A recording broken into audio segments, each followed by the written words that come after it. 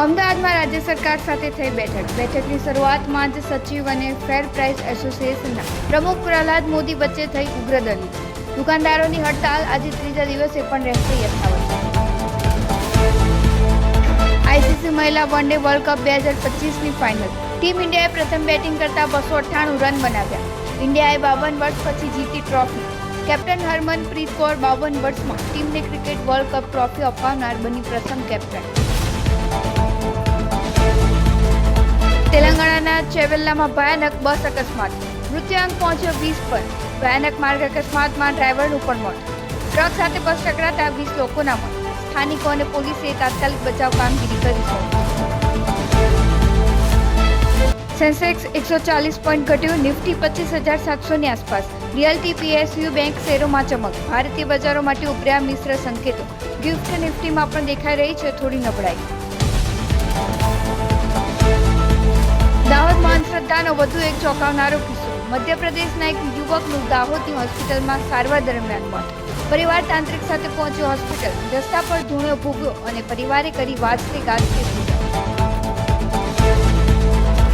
માવઠાએ રાજ્યમાં છેલ્લા 27 વર્ષનો તોડો રેકોર્ડ. અરબી સમુદ્રમાં સર્જાયેલી વરસાદી સિસ્ટમ નબળી પડતા ઘટશે વરસાદનું જોર. જોકે હાલ માવઠામાંથી નહીં મળે સંપૂર્ણ રાહત. આગામી 2-3 દિવસ પડશે હળવો વરસાદ. માવઠાને પગલે રાજ્ય સરકાર દ્વારા હાથ ધરવામાં આવી સર્વેની કામગીરીનો ભાવનગરના ખેડૂતોએ નોંધાવ્યો સખત વિરોધ. 100% વળતરની માંગ. આજે કલેક્ટરને અપાશે આવેદનપત્ર. સોનાના ભાવમાં આજે ફરી થોડો ઘટાડો. 22 કેરેટ સોનાનો ભાવ 1,12,790 રૂપિયા. 24 કેરેટ સોનાનો ભાવ પ્રતિ 10 ગ્રામ 1,22,990 પર. જ્યારે ચાંદી 1,51,900 રૂપિયા પ્રતિ કિલો પર.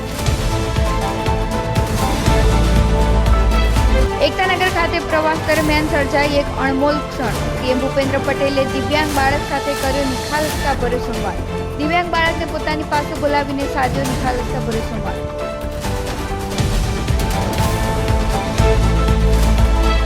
કોલકાતાના કપલનો એક વિડીયો હાલમાં વાયરલ. રસ્તા પર જાહેરમાં શરમનેવો મૂકી કર્યો રોમાંચ. લોકોમાં આક્રોશ. સોશિયલ મીડિયા વપરાશકર્તાઓએ તેને જાહેર સ્થળે ગણાવ્યું અયોગ્ય વર્તન.